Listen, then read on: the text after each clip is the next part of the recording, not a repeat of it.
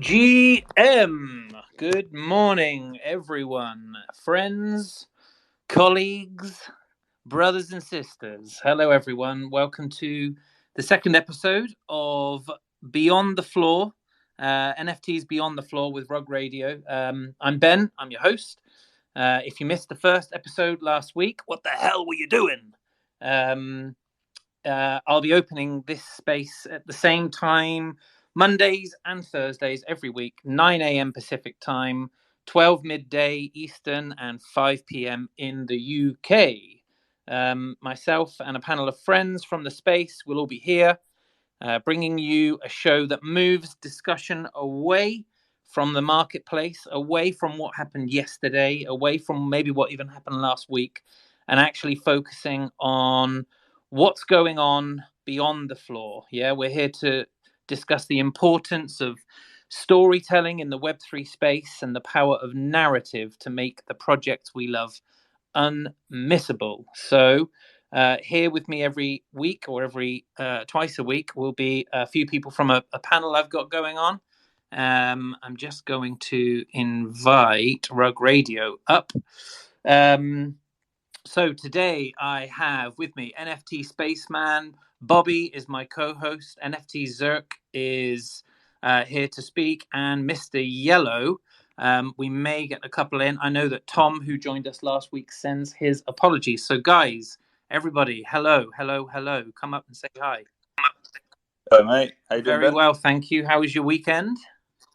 It was pretty good. I think we should definitely hammer on to Tom, though, because I know he's getting drunk playing some golf right now, so he hasn't even got a valid excuse. It's shameful to be going out and actually It enjoying really himself, hey?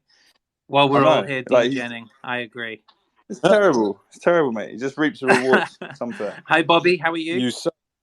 You say that, but I'm still on the beach in Cornwall and managed to make it. So yeah, where is Tom? Where is Tom? Exactly. How is it down in sunny Cornwall, Bobby? All good? Yeah, absolutely amazing. I'm sunburnt, slightly hungover. All the best things that could have happened, except for no waves. Still awaiting some sort of swell. But for now, I'm just going to chill and eat ice cream and get fat. I love it. Sounds perfect. I think this is probably a good opportunity to say the thing I missed last time. Those of you who have already joined the space, like this is obviously a new series, I would be very, very grateful to you if you were able to just retweet and let everybody know you are here. Let everyone know that you're listening and what we're up to. As I said, we're really kind of focusing on how storytelling can be used to engage holders and the wider Web3 community, and to be honest, those who are being onboarded right now from outside of the space, which is super topical when we consider today's guest. So joining me is the co-founder of WAGMI Utd, but also the co-chairman of Crawley Town Football Club, or soccer club if you're in the States, Preston Johnson. Preston, are you the most stressed person in Web3 right now? Oh, man, probably not, but we still haven't scored a goal in league play, and so I might be in the top 5. Well, welcome. But yeah, just so, this is phenomenal, because if it wasn't stressful enough managing a Web3 community and all of the kind of the thoughts and the process that needs to go around that, you're also the co-chairman of Crawley Town, who are you'll forgive me if I get this wrong, League 2 or League 1 football? Yep. League 2, League 2. So that's Premiership, Championship, League 1, League 2. So fourth tier in the UK professional football club. And WAGMI Utd is a project that's kind of that's based around supporting and taking that team from tier 4 all the way to the top, right? That's the hope and the plan, exactly. Amazing. Yeah. So before we get going, quick bit of admin. The format of these spaces is that I intend it to be fairly open. We have a panel of people here, and we've got some pre kind of pulled together questions, and then we'll cover a number of different things. And then at about the 45-minute mark, if the going's good, I will invite people up from the audience to give a view or ask a question. And I think if people can raise hands, that's great. But in the main, I'm quite happy that this is a fairly open floor and that we have like a pretty open and honest conversation. So I guess the best place to start, Preston, would be by asking you to give those that don't already know, like a bit of an executive summary of WAGMI United, the project, including like your minting experience and everything that's gone on there, and just bring people up to speed. Sure. I think the best place to start is probably last October. Eben Smith, who is the other co-founder and co-chairman of the club, we were invited to like a really douchey CryptoPunks dinner in Malibu, California. You had to have a CryptoPunk to go. It was the most like crypto bro thing there ever was last year. But it turned into him and I chatting very briefly at the end. And he said, "Hey, I have this idea. I actually know of you already from your background in sports betting. For those that don't know, my background is in betting." And he said, "We need to chat." And so a day or two later, we hopped on the phone. And he basically just, he pitched me what we already knew, but he said there's all of these new digital communities that are forming online. A lot of them are, businesses, so to speak, and a lot of them don't really have anything, there yet. It's, you have your JPEG, a lot of speculation. Maybe you'll have a character in a video game one day from a roadmap or in Decentraland. And he's like, "Why aren't we doing this with a professional team or a professional club? And if we're able to do that, we can, these digital communities are already surrounding and forming anyways. Why don't we do that around a professional club where there's something to root for every Saturday and sometimes Tuesday nights? And from there, we can tell a cool story together and, try to achieve promotion and move ourselves up the ranks." Amazing. And so how has that worked then? Were you able to purchase the club before this all happened and then open it up as a Web3 community, or like what's been the process in terms of your guys' involvement and it becoming a Web3 project? Sure. Yeah. So, about 10 minutes in, I said, "Yeah, let's do it." And so we just started. Easy as that. Yeah. So for people that aren't aware, last year I founded Pixel Vault with the Punks Comic Project. And so actually immediately I reached out to Sean Guerin or G-Funk online. And I said, "Hey, I think we're going to buy a professional team. English football is the best because promotion relegation is brilliant in America. If you buy third, second, fourth division teams and you win, it doesn't matter. You don't go anywhere. There's no pathway to a championship or a trophy." Yeah. So I said, "We're going to go to England after NFT NYC. It was the beginning of November. I said, "You're flying with us to London. We're going to go visit 4 clubs." So we had started reaching out to a broker who knew which clubs were for sale. And we basically immediately began that process. And then in the background, we told a few people in our network in Web3 and crypto and sports business, and it didn't take long. I think our actual pitch to them, it was one line, but it was Moneyball meets Ted Lasso on crypto cocaine. And that basically we had raised enough in about 45 minutes to do it. And so from that point, it was just a lot of logistical BS, as you guys would probably imagine, even for a fourth division League 2 club in acquiring it. And it took some time, but we got there in the end. And then we didn't actually do the NFT drop and really integrate Web3 until it's been about a month. So it was, we were saving it to happen nearer to the start of the season. And one thing that was really important to us was that we decided to forego a corporate sponsor on the front of the shirt or the jersey. And by doing that, we thought it'd be perfect to represent the NFT community and just Web3 and what this is all about the best way we can. And so we reached out. Top choice was if we could put a Chromie squiggle on the front of the shirts and jerseys. It would just be insane. We talked to Snowfro. He totally understood where we were coming from. He's actually had a quote just recently that I thought was really good, where he said when he listened to our pitch, he immediately was on board because he thought it would be important. And this kind of goes side by side with what your intent of this entire show that you're doing weekly is. But he said it'd be important to have something for our audience and our community to root for that is untethered from the market. And so from that moment on, we were like, let's put the Chromie squiggle on here. It represents, not only creative freedom, but a movement of inclusivity and everything. And then it has a historical significance in the sense of its generative on-chain artistic history as far as what he was able to do. And then he founded Art Blocks with that project. So that was for us like a big deal. And, everyone gets a custom squiggle jersey or shirt with the NFT along with 2 other items, a scarf, a hat, and then, some other things that we've implemented if you want to start getting into more of the details. But perks for access. It's like token gated. We're building some more tech behind the scenes. There was one fan decision or vote that we had where we actually, our final kind of big signing of the off season, we put up to the NFT holders and season ticket holders to vote on like which position that we would sign, where we needed the most help. And so that was really cool to see come to fruition. And we're just going to keep trying new stuff and take some risks and see where it leads.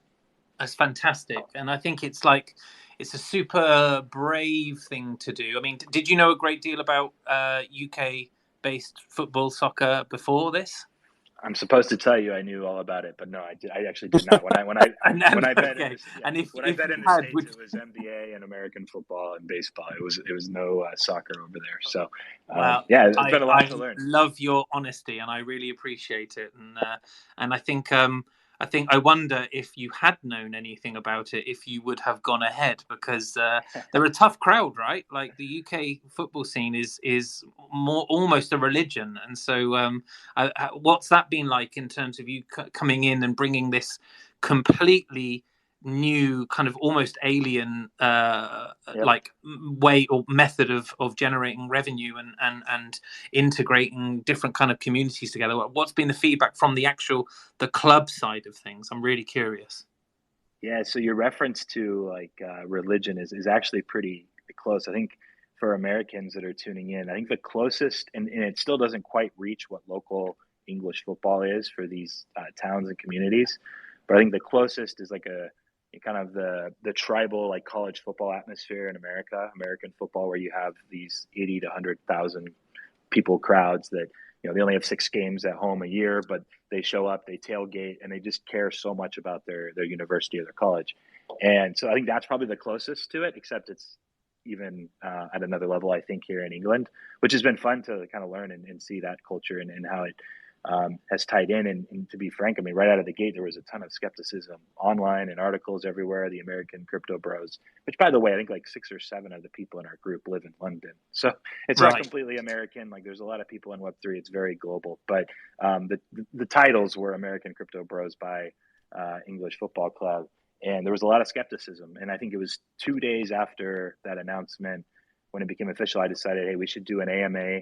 And basically just take all the questions we've had over the last 2 days, tidy them up, and actually I did a video and posted it. And there were some really basic ones, like there were 2 articles that had misinformation about how now the club's tied to the volatility of Bitcoin, which was just completely untrue. We bought the club in cash. We used GBP. It was, the EFL required us to actually put in extra money into the club bank accounts for expected losses the upcoming 2 seasons, because the club actually loses £1 million per year. Like we were very well resourced and everything was covered in it. It has nothing to do with the price of Bitcoin and the big drop. Like the club's still solvent. So that was one thing I was just like, they had all these questions, they were hearing all these rumors, and just doing that AMA on a lot of those items, I think at least calmed some of the skepticism. People were at least grateful that I was, front facing and forward and open, and we want to be transparent. It's kind of been one of our main hopes throughout this entire 4-month process or so now. So we've earned their trust, I would say, just kind of, moment by moment, trying to be open and transparent and including them when we can in some of our decision making as well.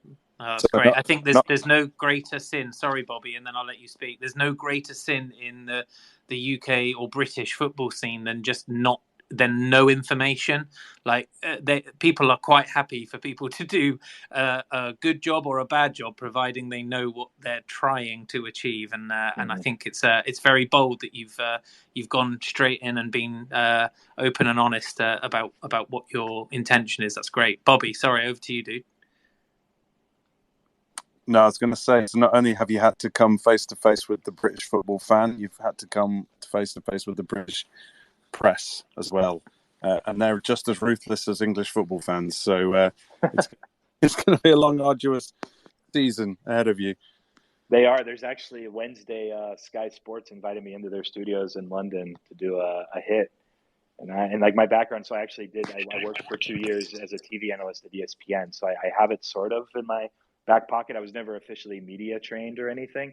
But they threw it out there, like, what do you think about this? And I was like, I'm down, I'm in, let's just do it. So I'm just trying to have fun and be honest with people. But they're really intrigued just across the board in this story and what we're trying to build. And I'll kind of allude to some more of the specifics. I said this club loses over £1 million per year when we acquired it. And you're probably all wondering, well, why in the world would you buy a club that loses £1 million per year? And the fact of the matter is here, especially at League One, League Two levels, there's another club, 5 to 10 miles away that fans and supporters can root for. And so it's really hard for these smaller local teams to build a fan base. They're pretty capped on how much they can grow and sustainably grow, which is important because occasionally you'll get lucky one season, you'll move up, but you don't have the cash flow to sustain at a higher level. And so ultimately our bet is, we can bring, and our tagline is WAGMI United, the internet's team. We can bring this Web3 and crypto audience together with this professional club and tell a pretty cool story. And if we're able to bring more fans to the club internationally, if you just have an internet connection, you can be a part of this. And if we're able to do that, we can provide more resources and funds for better players, better coaching staff, sports science, analytics, data and tools, and then put it into the community locally and infrastructure. Then we can be a sustainable club at a higher level one day. It's going to take some time, but that's ultimately, our whole playbook here. No, I think it's really exciting. Mr. Yellow, you were about to say something, buddy. You still want to? I was going to ask about what the aim is, and you've just clarified that, great. Which is great.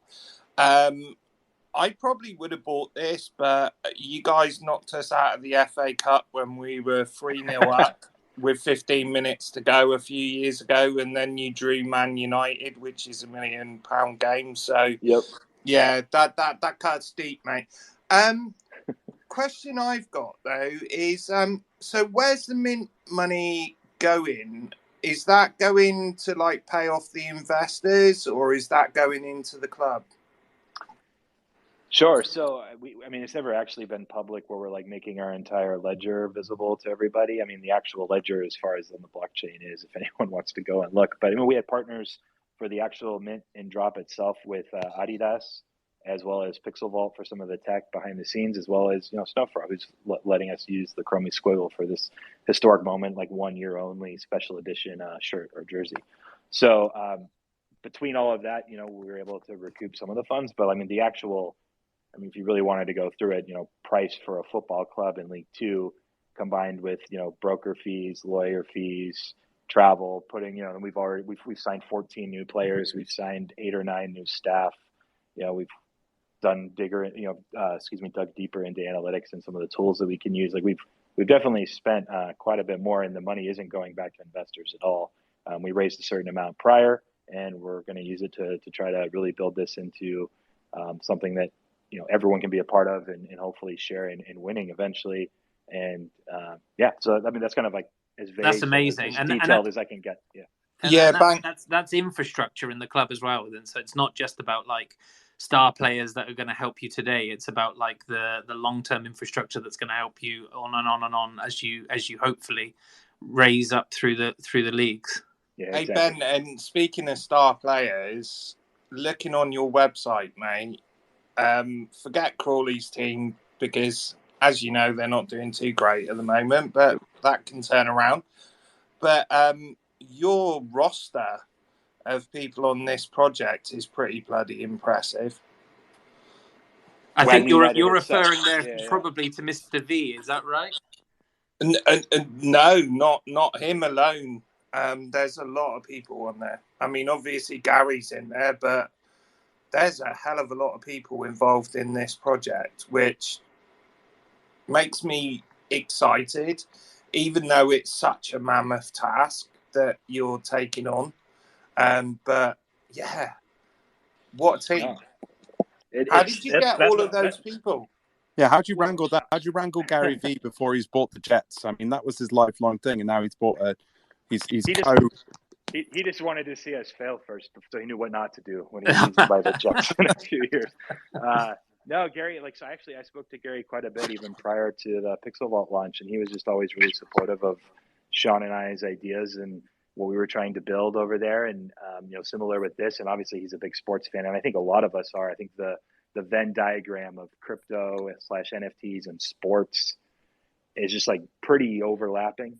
And so when you tell someone that's already hearing about the NFT world and starting to learn or even participating that we're doing something with the sports team and we're going to follow it along, it just wasn't that hard of a sell. It was just sitting there for the taking. And, we saw a lot of people on Twitter talking about, we should form a DAO and buy a professional team. And, shout out to, for example, Kraus House, who's trying to buy an NBA team.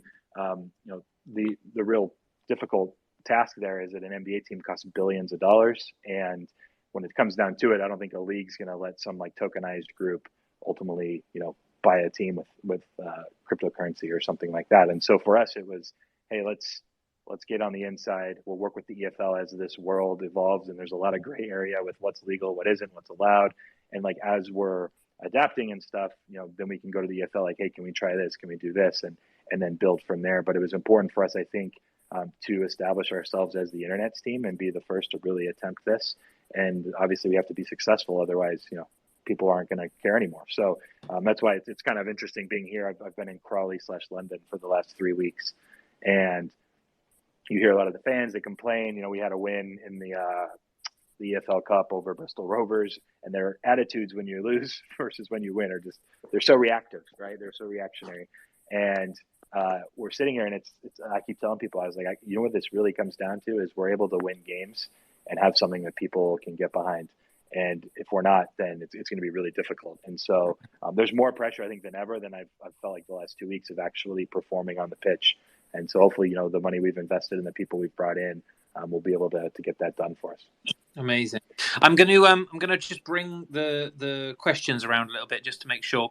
Very quick reset of the room. We have Preston Johnson with us from WAGMI Utd, where he's co-founder. He's also co-chairman of Crawley Town Football Club, and a very, very exciting project where through the power of Web3, he and his co-investors and partners are looking to take a lowly League Two team, and I say that really tongue-in-cheek, Preston, but a lowly League Two team all the way to the heights of the Premier League, which would be quite something.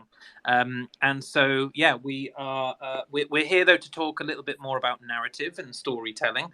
That was the kind of premise behind this this show that I've been putting together with this team. And so, Preston, how are you building a narrative to inform both Web3 fans about Crawley Town Football Club and also the fans of Crawley Town about Web3 and what that means? Are there specific things or resources that you're putting so that actually both sides of the table know what the hell the other one's dealing with? So that's a great question. I think that's one of the toughest things to balance. And I mean, you alluded to it, I think, at the beginning of the show, just kind of you're interested in seeing how we're going about it. Let's start with the Crawley Town side and Web3 and crypto, because that was one of the biggest concerns, I think, out of the gate when the news broke in April that we were acquiring Crawley. They said, how are you going to sell NFTs to local, English Crawley Town fans? It doesn't make any sense. Liverpool tried to sell 175,000 NFTs. They could only sell 9,700. If Liverpool can't do it, how can Crawley? And so one thing we just immediately, again, 2 days later in that AMA, I addressed that our intent, and we would be stubborn to think that we could just dump a bunch of NFTs on local fans. Because the reason Liverpool didn't work is it's quite literally they're selling one to, 99.9% of their fan base just doesn't care about NFTs. But it's the same people they're asking for money all year anyway. And it just looks like a cash grab, right? And so it didn't work out for them. And, our strategy was quite literally the opposite, where we didn't want to force anything on our local fans. We were actually bringing a professional club to NFT fans and people that already kind of got the tech, got what we were trying to do and wanted to tell the story with us.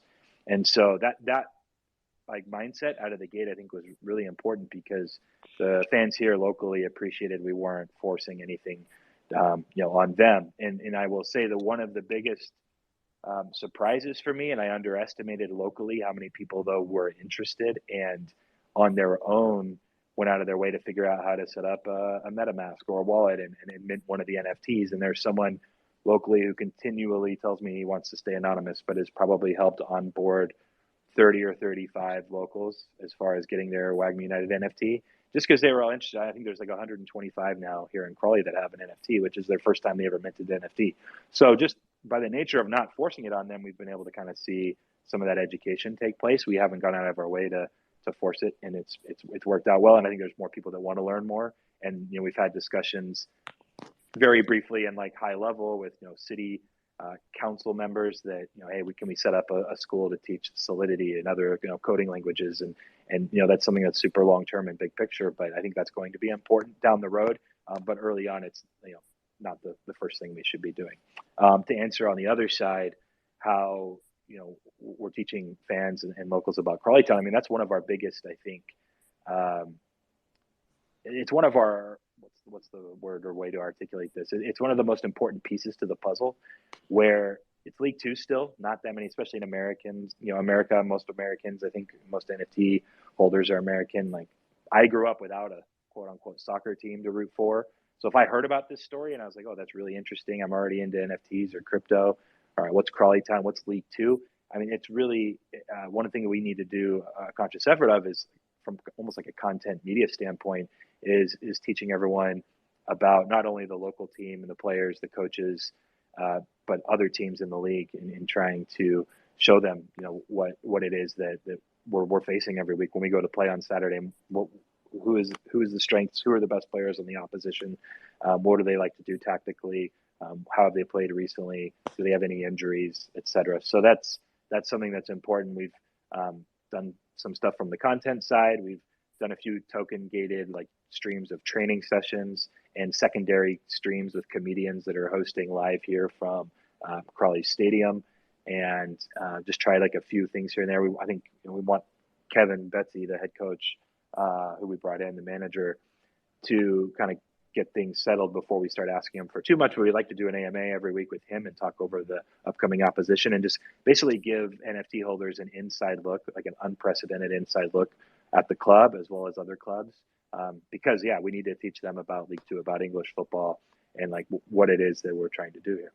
I love that idea of almost like a documentary style, kind of what's going on behind the scenes. I think that's that's a really interesting take on it. I hadn't considered that, but I think that will work for you really well if you can maintain engagement. And I suppose that's really the skill, right, in Web3 particularly, and actually weirdly in sport too, right? It's about maintaining engagement. The way you do that through sporting side of things is by winning games. And what's the way that you do that through Web3? Well, by being open, by being honest, by being consistent, and by creating a story so that people can follow what it is you're trying to pull together and understand what the opposition looks like. Bobby? It's a very Gary Vee concept as well, isn't it? To document the process. I think that goes hand in hand with the fact that he's on the team, and you've got that. There's all the platforms now. You've got TikTok, Instagram. This far exceeds just crypto Twitter. This is a universal thing, and then other teams and other sports can look on this as the sort of flagship of how to bring NFTs and Web3 to sports properly.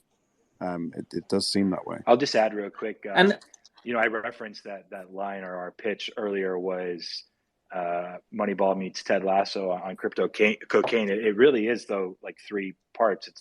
It's the Ted Lasso part. Sure, Ted Lasso, it's funny. It was a big show, especially in America. But that's really what we mean by media and content, right? That's the engagement arm.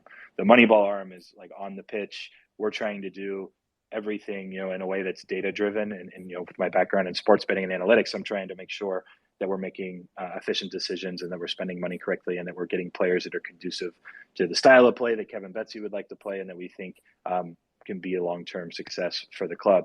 And then the crypto cocaine part is, well, we're all degenerates, and we're all into crypto. So that one was obvious. But the other two, I think the way you put it, Bobby, was dead on as far as the importance of media, content, and engagement. Amazing. Thank you, and thanks for your honesty with it. You call yourself the internet's team. I love that phrase. You mentioned it a little moment ago. What are your plans to extend that message then beyond I'm thinking internationally, right? Soccer is the largest sport in the world in terms of coverage. The FIFA World Cup is the largest sporting event in the world in terms of revenue and advertising, but also I think I would be confident in saying in terms of fans. Anyone feel free to correct me. I apologize if it's cricket or something else like that. But what are your aspirations in terms of extending that message then, now that you have the entire internet, webs 1, 2, and 3 in front of you? Like, how do you want to pursue that goal? We have a lot of ideas that are more like brainstorming stage, but right out of the gate, I think, you mentioned World Cup, for example, and coincidentally, you have USA, England facing each other in the group stages. I mean, we're going to do a lot of content surrounding the World Cup, just to try to, it's an interesting battle because we need to focus on the football, but we also need to get people's attention. And so I'll get into an example. I'm not sure if any of you saw the Carlisle video that we posted before we played Carlisle 2 weeks ago in the season opener. I'm sure some people on this call have, or at least listeners have. But it was one that we got from a comedian that he kind of like dressed up as a Red Devil, Crawley Town Red Devils. It's like the mascot, and he wanted to do like a series. It's called "Why Do We Hate Them?" It was just basically roast every other club and post it before the game so that people can get to know all the other like shithole towns in the UK. That was the way he put it. We're like, oh, that kind of sounds fun. Thanks. And so well, there's plenty of them. That's what he said. So we get this first one with Carlisle, and maybe wasn't the best one to have first out of the gate because they're located in Cumbria, and so he would kind of maybe cross the line a little bit on some of the jokes that he used. The local fans in Crawley did not like it. Immediately, they thought it was too disrespectful, said we crossed the line. They asked us to delete it. And so it's interesting. So let me throw this guy, at you, and I'm just curious what your guys' thoughts are, because Eben, while I'm more on the football side and he's doing more operations on this type of stuff, and he would publicly take the blame if he wanted to. But this is his point is, he's like, before we deleted that tweet, in about 5 hours, we had like 330,000 impressions or something, which was it's like 11x what we typically would do for some of our other tweets or content for a few days. And it served its purpose, right? Like a lot of it was negative because people thought we crossed the line, but we got a lot of attention. And so had we done a different one, maybe if it was Leyton Orient first, right? Or whoever we end up playing, maybe it wouldn't have been as drastic. People would have liked it. They would have been like, oh, that's a funny roast. And it would have caught on. And then in week 14 against Carlisle, maybe they wouldn't have cared as much. But so maybe we were unlucky a little bit. I think we misjudged the reaction a little bit. I also had plenty of locals that were like, wow, and they generally skewed on the younger side. They're like, I'm surprised by all the outrage. I thought it was hilarious. So like that's just one example of, hey, we're trying to do something different and unique, and we're taking risks. And from a content perspective, we got a ton of attention, but then it kind of backfired a little bit in some respects. But it also was great in some respects. So it's a weird balance. We're trying to always figure out like what's the next thing we should do. Yeah, it's the old adage that there is no such thing as a bad news story, right? Sort of, but yes. Mr. Yellow, go for it, dude. Quick question. Have you got anyone? You've got like an all-star team behind the project, but have you got anyone locally giving you the context, or helping you understand what football fans think? Because and secondary to that, have you done the Sky News thing, the Sky Sports thing yet?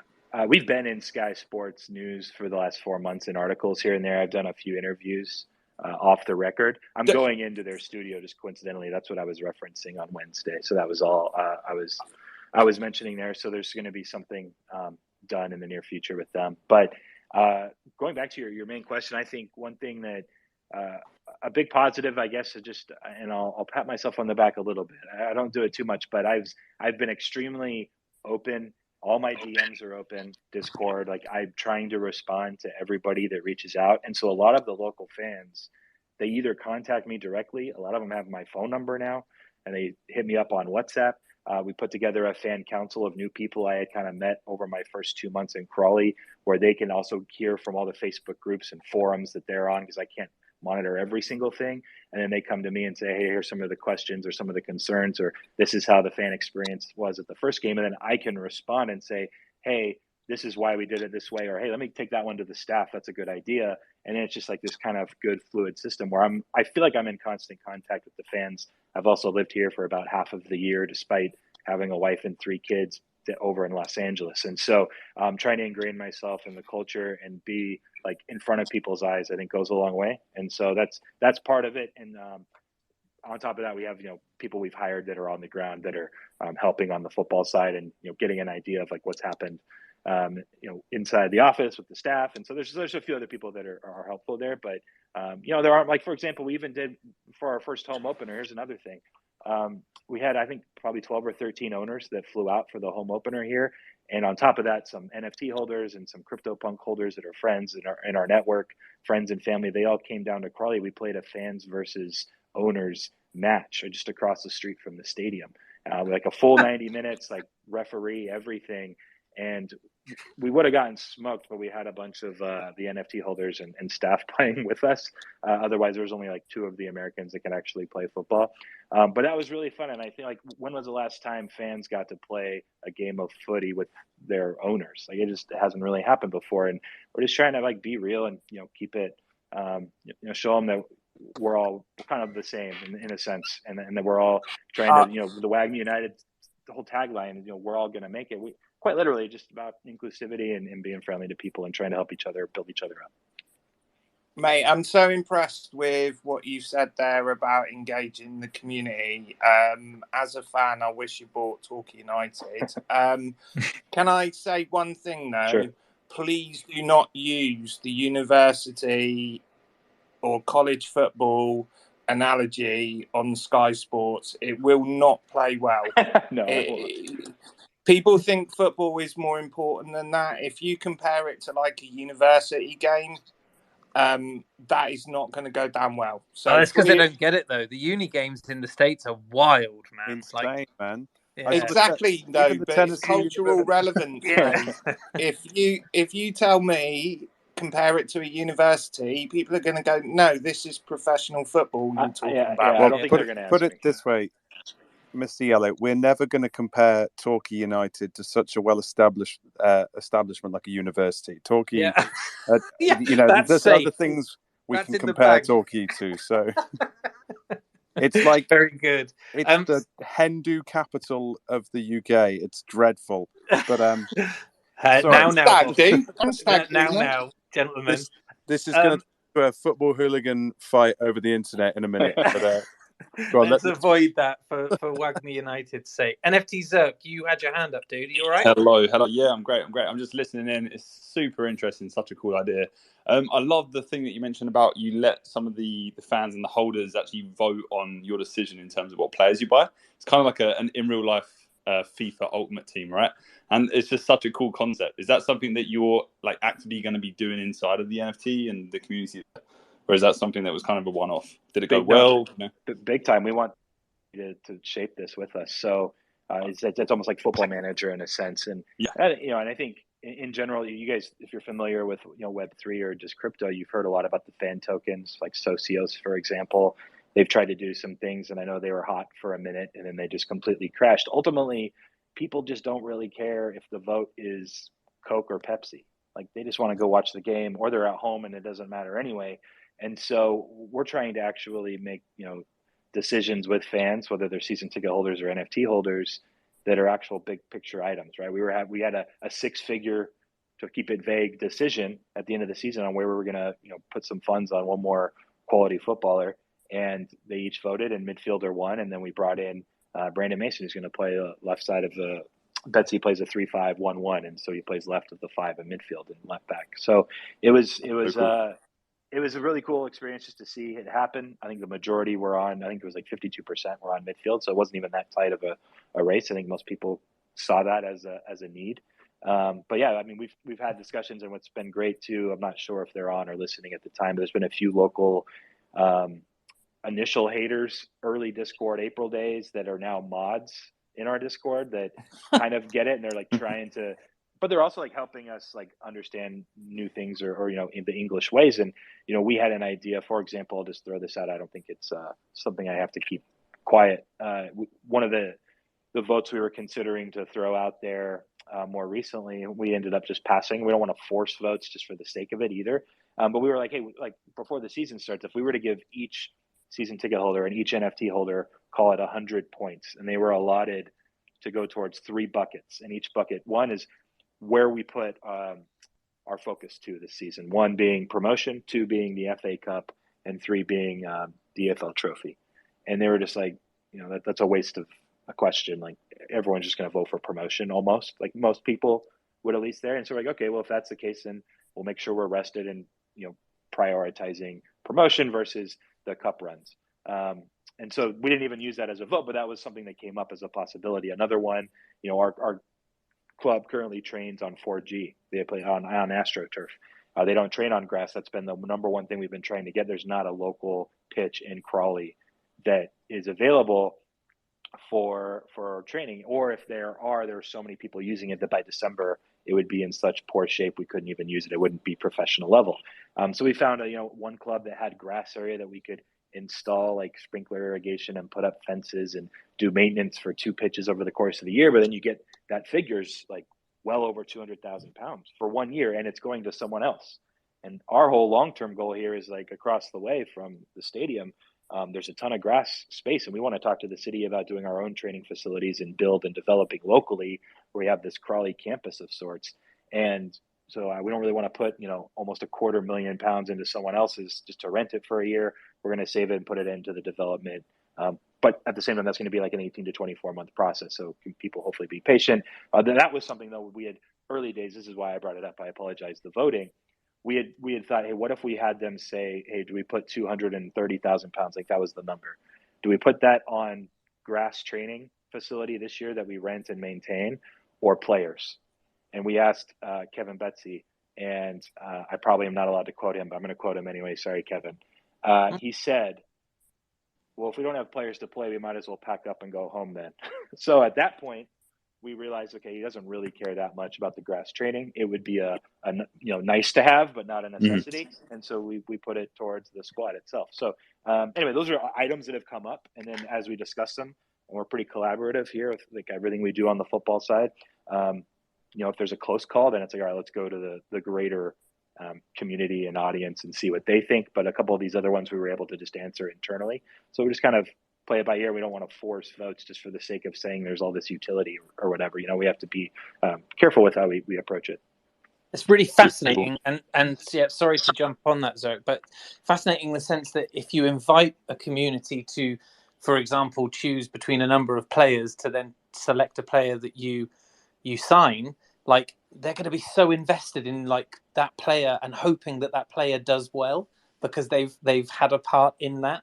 And also the idea that as a concept of what can you vote on, you guys have actually been able to answer questions that perhaps people wouldn't have been as forthcoming with the information, like a manager or someone else at a club being as forceful as that and saying, well, if we haven't got the players, then there's no, we might as well just pack up, because that allows you to have asked a question without necessarily asking the question or trying to put words in anyone's mouth, which I think is a really, really interesting concept. I'm really sorry, Zerk, did you want to finish your point there, dude, before we just jump to Spaceman? No, all good. I mean, amazing answers there, obviously. I guess this is the beauty of Web3, right? Like being able to be so in touch with your fans in your case, and your holders. That's literally why I love it so much. Like you can transform your business entirely and just have it on such a more personal level. So yeah, you'll build those super fans in the club.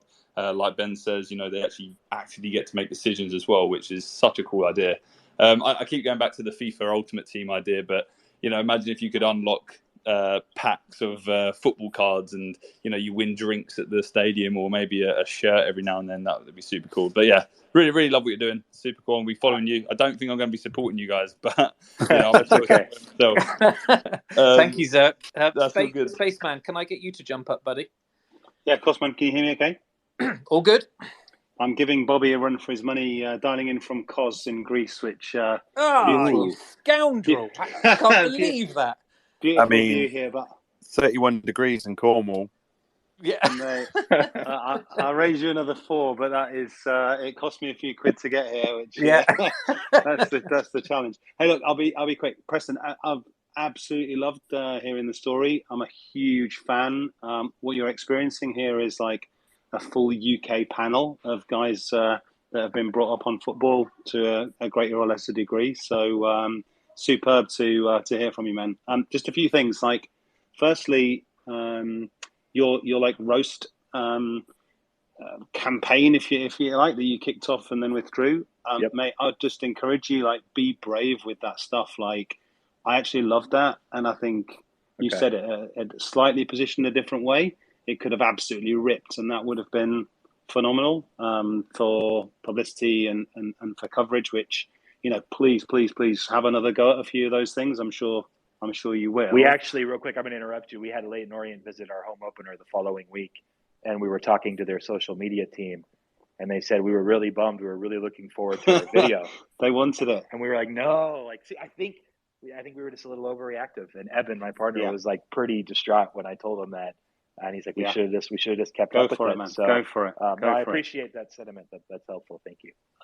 And then, my team is Leicester. I think it's a model of a football club where the owners are in touch with the fans. So, have a look at those guys and how the Thai family that own the club have flown to get. They're always at games, which is just huge for the UK, that they see the owners active in the club, which obviously you're over right now. So again, massive tick for me. I guess my key point, and I'll get to it because I've got a huge commercial background, is football, whether you like it or not in the UK, is absolutely all about money. So another team I follow closely is Brentford. My sister's married to a lifelong Brentford fan who runs the website and is heavily involved in the club. So, Brentford have smashed the other Red Devils this weekend, just gone. I'm sure you didn't miss that. But a few years ago, those guys were down where you are now. And it is absolutely possible in the UK to grow a team. And, so my question really is clearly you guys have got some money, but what would be your plan to really seriously generate a level of money that would get you guys propelled to the upper levels in the game? Yeah, great question. And we know some of the people at Brentford with our backgrounds in sports betting and stuff and analytics. And we've talked to them a few times about strategy. I think actually, I won't say this. There's an edge that they actually told us that is pretty, it's definitely not utilized at League 1, League 2 levels very frequently, that they thought they just handed to us, which was, I don't know, it was really nice of them, that we're looking into, but also it's part of this game is finding minute 0 to 1% edges, and if you add them all up over time, the hope 100%. It eventually turns positive. So anyway, Brentford has been great to us, so I just wanted to give them some love. As far as you said creating actual revenue streams that are extremely meaningful. I mean, to be clear, there's two sides to that. I think that question. Part one is to put some context into where Crawley was at before. They did 727 season tickets, I think, last year, right? And then we did nearly 1,100 before the season started this season. So there's been an increase there. They think they sold 800 to 900 shirts or jerseys. We sold over 10,000, which is 11x the amount of shirts they sold all of last season. We did before the first game, and we charged 7 times as much. So in the context of the club and where it was, relative to that, we've done good. Your question is relative to say a championship level club. And what's interesting is you look at a lot of championship level clubs, I think, they have between 15 and 25,000 really avid fan bases, depending on the club and the location, which if you really think about it, I mean, the internet's pretty big. I think we had, last time I looked, 5,500 unique token holders. If we're able to monetize just some of this crowd, sports/crypto Web3 fan, correctly and attach them to the currently already existing Crawley Town fan, we think it's possible. We just have to 3 or 4x from here, but we think we have a really good foundation based on the last couple of months.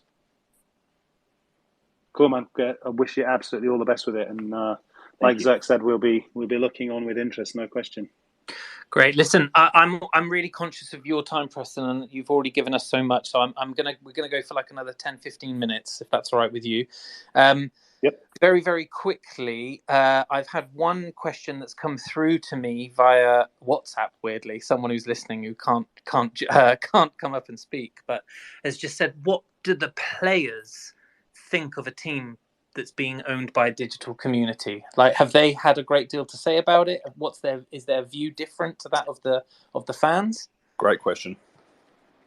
So one caveat to be clear, the community doesn't actually own any shares in Crawley Town, right? Like just to make sure legally everything's clear. No, fair one. Thank you.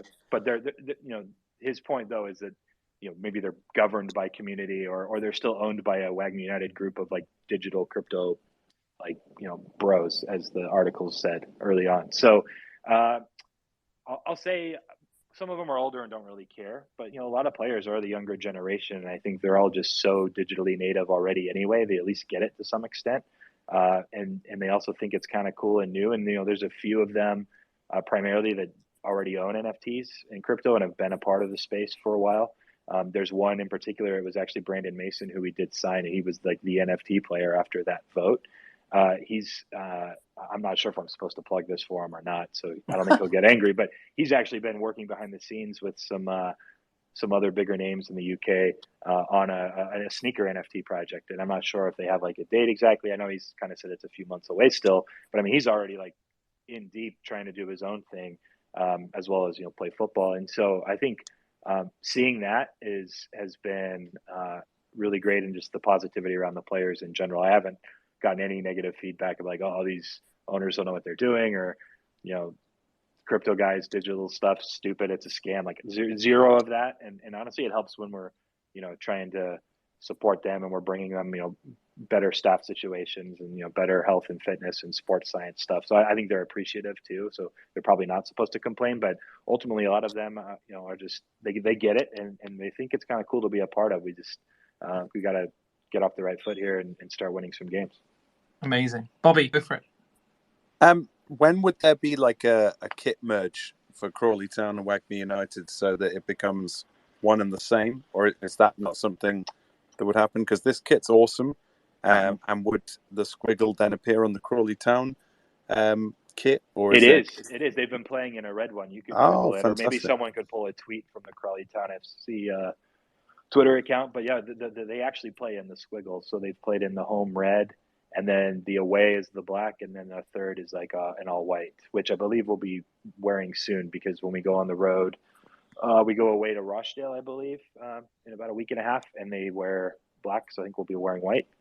That's not confirmed, so I apologize if that's incorrect. But no, I heard it in a staff meeting earlier, so I think that's correct. So because I need a new team after the abysmal performance of my team this weekend against Brentford.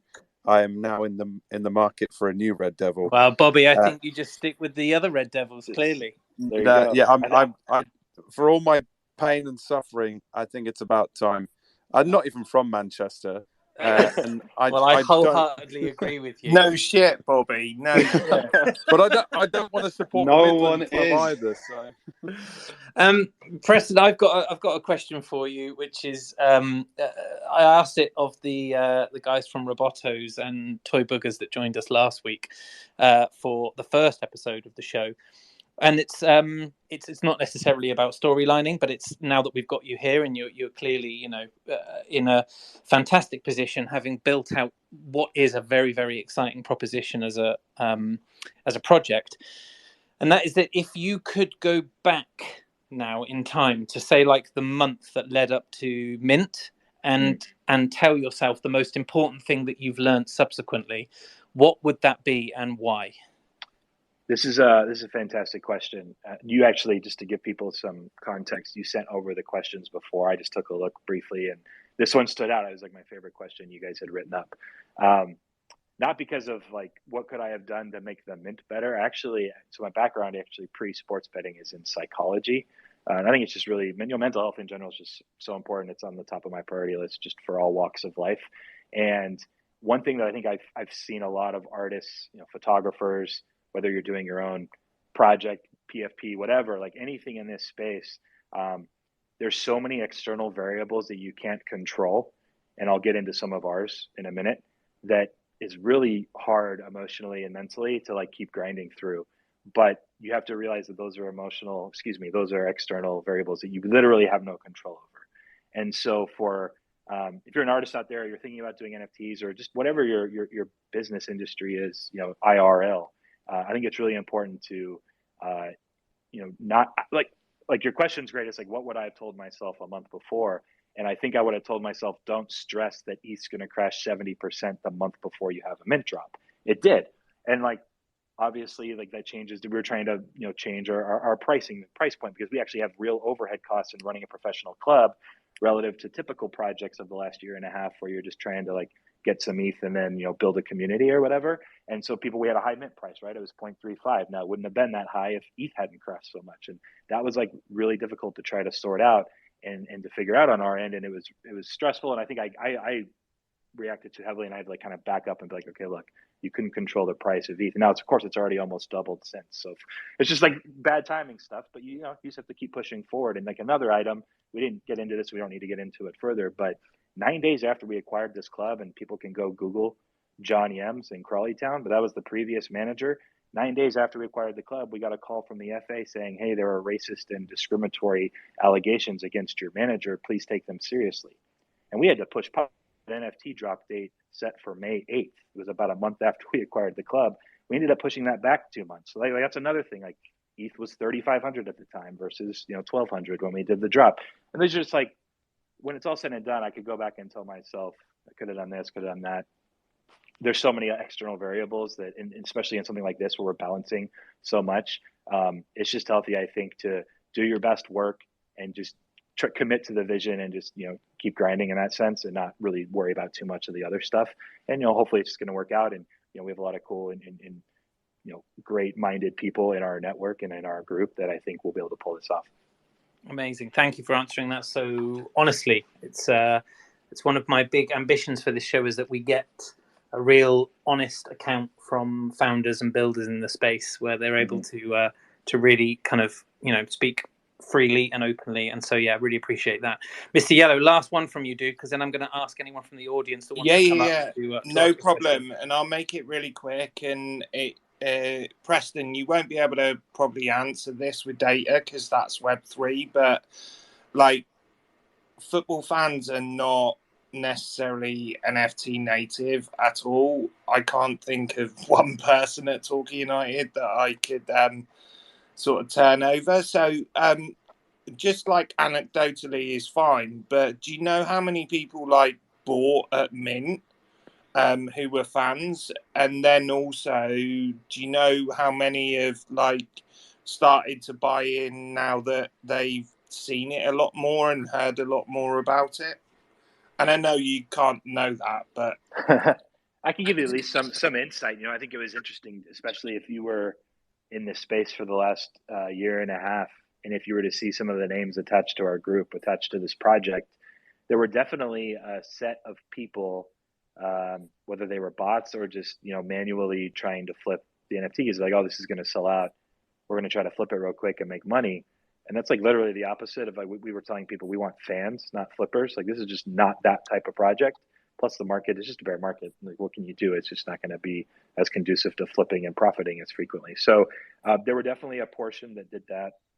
They were upset right after because we kept them in open until our first home game kicked off. I think the official numbers were like 10,200 was the final mint.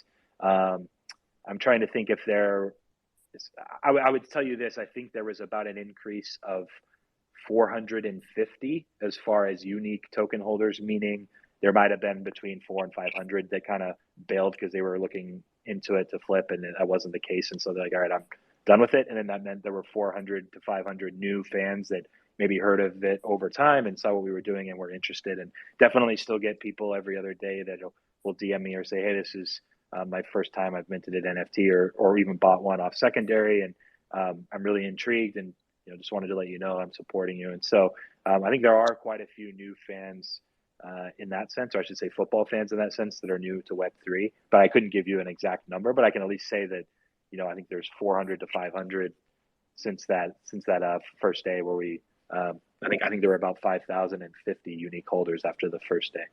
Amazing. Thanks for that. Great question, Mr. Yellow.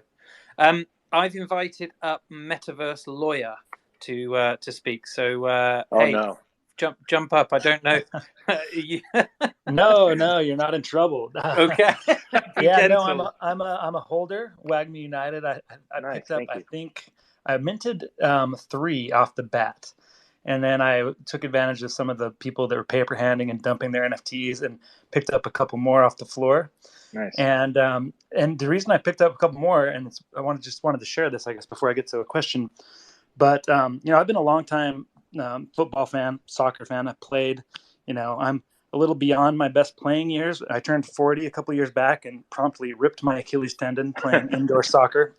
Nice. It's like a timing belt going out in a used car, right? But and I have 3 brothers, and we've always loved watching English football. We're kind of like, I guess, the weird Americans that always loved soccer, even more than American football. Got up to watch the English Premier League games early all the time. Yep. Back in the 90s, when you had to find the Sky Sports recap at the end of the week to try to follow our clubs. But so I bought the extra NFTs so that I could gift them to my 3 brothers, kind of as early Christmas presents. And it's been awesome just to be able to share that with them. And I finally found the way to onboard them into NFTs. None of them listened to me when I told them to buy an ape or a mutant or anything like that. But they got behind the idea of, the club, what you guys are doing with WAGMI United and Crawley Town. And it's also awesome just for us to be able to have a team that kind of unites us together. I mean, I'm a long-suffering Spurs fan. 2 of my brothers are Liverpool fans, and the other one is just the outcast of the family. He loves Man City. So it's a nice goal for you yesterday at the depth corner. That was a blast. Done. Loved that. And the aftermath with Conte and is it Tuchel? I forgot how to say the other coach's name. Tuchel, anyways, that was amazing. I thought that was hilarious. That was fun. Yeah, wasn't that awesome? I mean, I love Conte. I just got to give a plug for him. Spurs fans, we can finally dream again until we start being Spursy, but Conte's the man. So anyways, yeah, just wanted to say we're really excited to follow Crawley Town and watch the matches when we can.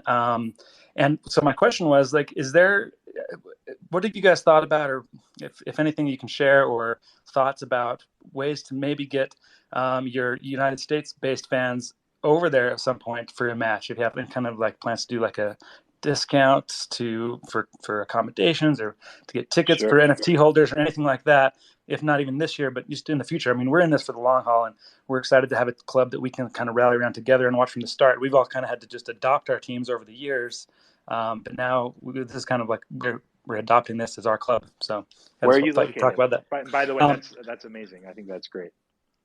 Yeah. I live in Las Vegas, and two of us live in Vegas, and one lives in Utah, and one lives in Oregon. So we're kind of spread out now. So football's always been a thing that's brought us together, sport in general. Are you guys? Are you LDS? Yes. So am I. I served a mission in Portugal. So anyway, you said Vegas. You said Vegas and Utah, and I lived in both. So I was there's an 90% chance that you guys are. But exactly. Anyways, that probably helps out. We've all lived all over the world too. I lived in Brazil way back when. Fala They've lived in town. Português. Follow. Ok, vamos falar em português e as outras pessoas vão embora. So here's what I'll say. We'll stop speaking in Portuguese. So, one, I think that's the brilliance of what we're trying to do, right? Is actually create a real community where you can have families from different parts of the world, whether it's the United States or any country, that can come together and root for a team. So that's amazing. The reason I asked where you were from, we just did our first IRL event in Los Angeles where some of our founders are based, and it went really well. And people just showed up. We had a venue rented out, and people hosted, and they were able to just watch the game on Saturday morning, and just I think they got Chick-fil-A and Starbucks in the morning for breakfast, and it was a good time. But the intent is to host those in actually Vegas and New York City and LA pretty regularly. So that's a starting point for NFT holders, where you have token gated access to these IRL events. And if there's someone, there were a few people in Chicago, for example, they reached out and said, hey, my buddy owns a bar, and there's 10 of us from Chicago, can we do something? And it's yeah, we should probably do that. So I think we're going to be open to any of that. And then from there, we want part of our whole fan engagement kind of tech build out behind the scenes, which is going to take some time, but we're working on it. Is going to be contest related and kind of engaging within different groups, subgroups within the community. And if you're winning a contest or able to win a contest, there'll be prizes with flying you out to London/Crawley for a weekend and seeing a game and hosting you in the hospitality suite and that type of thing. So there'll be opportunities there. And then there might be some bigger picture stuff that we do for World Cup that's been in discussion, and but I probably can't say more detail on that front. But I think any of the people that are out there that just want to be involved or have an idea or eventually come out here, like we'll do our best to find a way for you to join us. I mean, yeah, there's plenty of opportunities, and summer's crazy and way more expensive. But so if someone wants to come not during the summer, like let's try to make it happen. That's great. Thank you. And thank you for the question. Great question. I'm going to take one more and then I'm going to wrap up because I promised Preston that this would be an hour and it's already been 8 minutes more. So apologies. It's okay. No problem. Last question. I'm going to invite someone called Playing Mia up onto the stage who has just requested. It's always a risk, isn't it? It's always nerve-wracking when you invite someone up. Hey, Mia. Hi. Thank you for taking my call. And it's lovely to find out about the project. I must admit, I only really just caught the tail end of this, but I'm very interested in what's been discussed. Awesome. It's recorded, so you will be able to go back and listen. Oh, brilliant. I guess my question is this, is that because it is obviously international, is there an element of, removing the grassroots element of the game, like especially something like football in the country? Can you give me more context? Like, what exactly do you think? What's an example? I mean, you have like international following clubs like Tottenham, long-suffering Tottenham supporters, Man United, etc. But when you go down the lower leagues like League One, League Two, League Three, etc., Crawley Town is like supported by people predominantly in the area or someone who has family there. Got it. And so my interest is this: it's like when it comes to an international team and when it comes to Web3 based, which is a really interesting proposition. To what extent does it take away from the grassroots aspect of a game and a town like Crawley and the people who've been supporting it for years? Perfect. Understood. Thank you. No, that was great. So, a couple of things. One, I think when we were doing some research, we found that only 6 clubs in all of the UK, and they're all in the Premier League, actually have more international fans or make more money internationally than they do with their local fan base or supporters. In theory, we would be number 7 if you actually looked at like season ticket sales versus NFT holders. It's not quite the same thing, but just in theory, that's part of our thesis is we're attaching all of these new fans, and there's a lot of potential fans internationally here. And so how do we do it in a way that we don't forget about the local fan and the grassroots part of it all? And so I think that's a great question. Part of for example, that first fan decision where we had a vote, 50% of the vote went to season ticket holders, and there aren't nearly as many season ticket holders as there are NFT holders. So the actual season ticket vote, per vote was worth quite a bit more. But we think that's important to include them in any of the decision making because it should be two-sided, right? It's fans in general, whether you live locally or not. And so some of the other things that we've done with the moderators in Discord and just being engaging, and I think maybe you missed it earlier, I referenced how open I've been to DMs constantly on Twitter and living here half of the time and doing fan forums and like playing pickup footy with the locals. We did an owners versus fans game the night before our home opener, and just trying to show them that, we're here for real and we have their backs. I think was really important to kind of gain their trust and respect. And they've shown us nothing but, respect back. And so it's a great point because I think we've seen that from a lot of the press. It sounded like you probably are a journalist in your old days or something, but they're like, oh, well, how are you gonna make sure you don't forget the other people? Look, it's the base of it. And I think Kevin Betsy actually had a quote, our manager,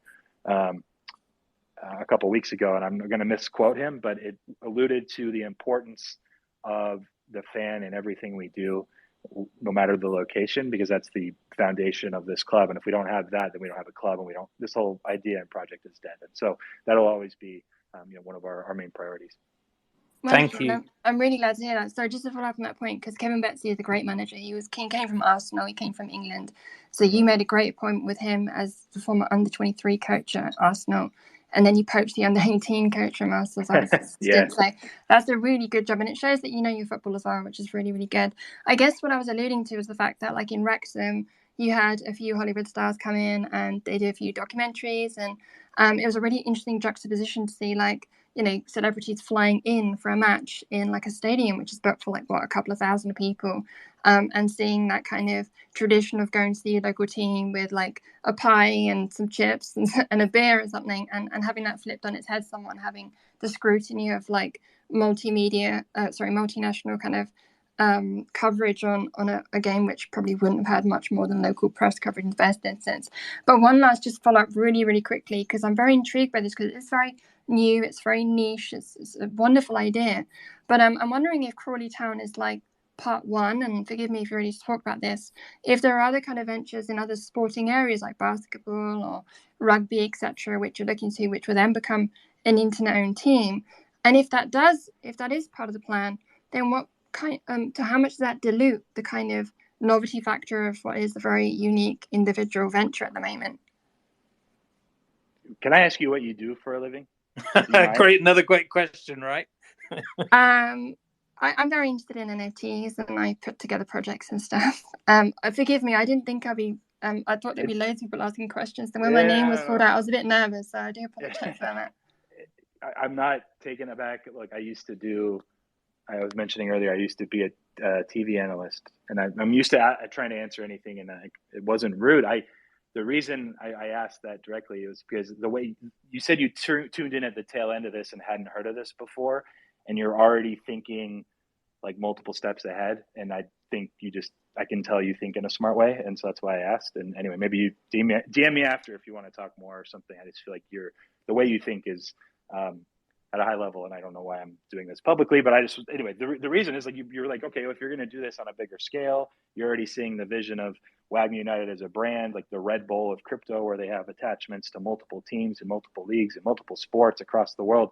Well, then what about Crawley? And like that's a great question, and it's one I probably can't answer directly. The one thing I always tell people, though, I can't answer it directly right now, meaning we have to do it and play it by ear because we got to see how this goes. But if we don't do it right and the playbook isn't right this first time, then there will be no second or third team or brand or anything anyway. And so this is our entire focus out of the gate. And if we're able to do it well, then from there we can build and branch off and try to build something really special. But that's like totally a fair question, and something that I don't think, we don't have. It's the first time anyone's tried this, and we'll see what gets thrown at us, but we're going to try to do it in the best way we can. Brilliant question, brilliant answer, brilliant spaces, great guest. I'm so delighted you agreed to come up, Preston. Honestly, thanks for having me up. I really was. I didn't know. I'd seen the project. I changed my creep to be wearing a WAGMI United shirt, which was a cool little thing that someone in your Discord was doing for people. I didn't know a great deal about it, but I'm so pleased I got you on, and I wish you so much luck, because, like you say, this isn't just about a football club. This isn't just about the fans. This is a new proposition, and I think it's really, really exciting. And you have the weight of expectation on your shoulders way beyond what a normal League Two co-chairman would have, and so I applaud you. And thank you to my speakers for coming up. Thank you, Preston, for joining us. I'm gonna cut it there though, and I'm gonna let everybody go about the rest of their days. Just a quick one to let you know. This is a recorded space, so you will be able to go back and listen to it all again. I would really recommend you check out the WAGMI United website. And for full disclosure, I'm not a holder of the NFT at all, but following this, I will certainly be considering it. And I think it's been a great space. I want to thank my co-host and the other speakers and the two guys that came up, or guy and gal that came up to ask really, really great questions. On Thursday at 5 p.m. again, UK time, 12 lunchtime Eastern, or 9 a.m. Pacific time, I will be chatting with the founders of Possessed, the NFT project which minted out, already 5 or 6 weeks ago, and talking to them a little bit more about what they're up to. I would be really, really intrigued if anybody wants to hit me up in DMs and ask a question in advance, because I know that this is going to be a really well attended one, and I'd be very interested to hear what you guys have got to say. So do please DM me and ask if there are any questions that you want me to put to the team from Possessed. But once again, thank you so much for today, everybody who has come along and listened in. Thank you to my speakers and co-host Bobby, and particularly Preston. Thank you so much for your time. Good luck to you, sir.